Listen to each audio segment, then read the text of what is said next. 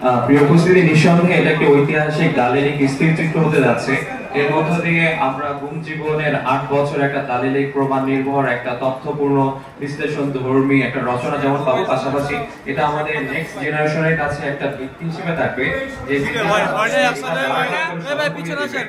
যে আর কেউ না।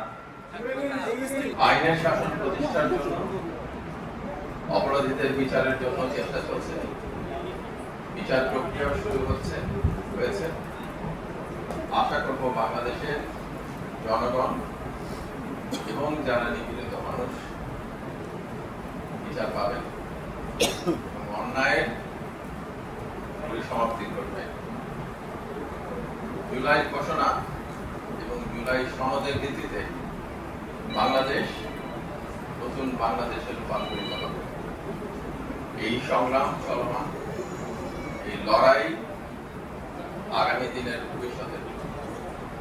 আমি আপনাদের সবার কাছে এই আহ্বানটাই রাখতে চাই যে ফ্যাসিবাদ কিন্তু পরাজিত হলেও বারে বারে ফিরে আসার চেষ্টা করে।